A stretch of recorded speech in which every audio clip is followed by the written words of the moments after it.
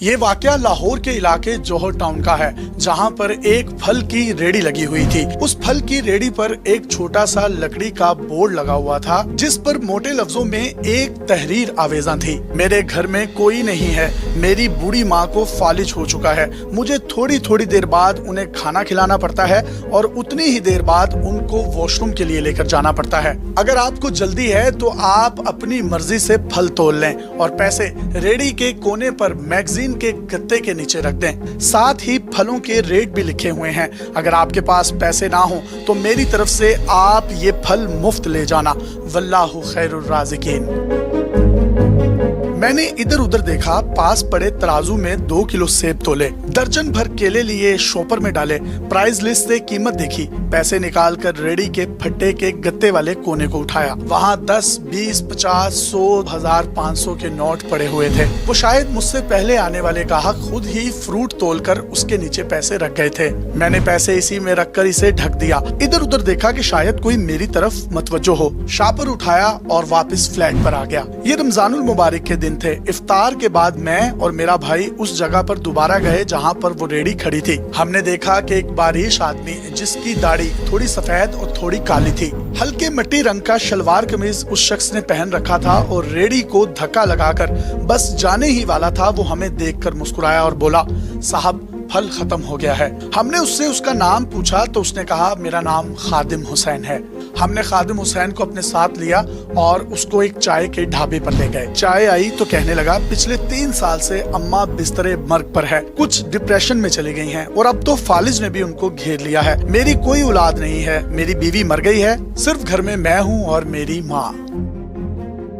अम्मी की देखभाल करने वाला कोई नहीं है, उनको दवाइयाँ देने वाला कोई नहीं है, उनको वॉशरूम ले जाने वाला कोई नहीं है, क्योंकि वो फालिज ज़दा हैं और उनका जिस्म काम नहीं करता। अगर करता भी है तो उन हिस्सों की मदद से वो अपनी मदद आपके तहत खाना नहीं खा सकती। इसलिए मुझे अम्मा का हर वक्त ख्याल रखना पड़ता है और इस रेडी को मैं रोजाना यूं ही इस तहरीर के साथ छोड़ जाता हूँ। खादिम हुसैन ने मजीद बताया कि एक दिन मैं अपनी माँ की खिदमत कर रहा था। मैंने बड़ी नरम और आजिजाना हालत में माँ से पूछा कि माँ, तेरी खिदमत का, तेरी तीमारदारी का बहुत दिल करता है, लेकिन मेरी जेब में एक फूटी कोड़ी नहीं, एक आना नहीं, मेरे पास पैसे नहीं, लेकिन एक तू है कि मुझे कमरे से हिलने ही नहीं देती। जिस पर माँ ने जवाब दिया कि तू जाता है तो बेटा मेरा जी घबराता है, तू ही बता इस हालत में अब मैं क्या करूँ। अब क्या आसमान से कोई खाना उतार कर मेरे लिए लाएगा? ना मैं बनी इसराइल की कौम में से हूँ, ना तू मूसा की माँ है, मैं क्या करूँ?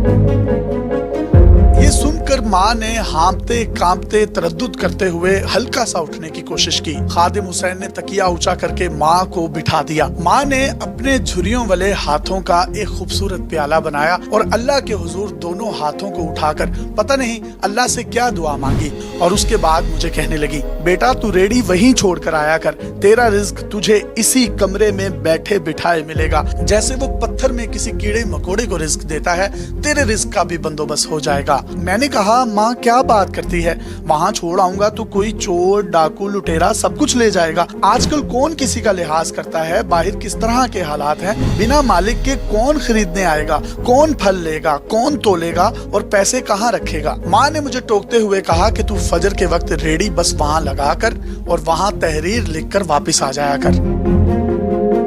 खादिम हुसैन ये पूरी कहानी सुनाने के बाद हमसे मुखातिब हुआ और कहने लगा, 2.5 साल हो गए हैं भाई, सुबह रेडी लगा जाता हूँ, शाम को ले जाता हूँ, लोग पैसे रख जाते हैं, फल ले जाते हैं, 1 रुपया तो बड़ी दूर की बात, आज तक 8 आने या एक धेले का हेर फेर नहीं हुआ, बल्कि कुछ तो इस तहरीर को पढ़ने के बाद ज्यादा पैसे रख जाते हैं। यानी अगर मेरा फल अगर 200 रुपए का बिकता है तो कुछ लोग वहाँ 500 रख जाते हैं, तो मेरा जो मुनाफा जो 70-80 रुपए बनता है वो कभी कभी 300-350 रुपए भी बन जाता है। और मुझे फिर वो माँ के झुर्रियों वाले हाथ जो वो प्याला बनाकर रब्बुल आलमीन की तरफ उठाती है, न जाने मेरे लिए क्या दुआ मांगती है कि मेरा रिज्क मुझे उसी कमरे में मिलता है।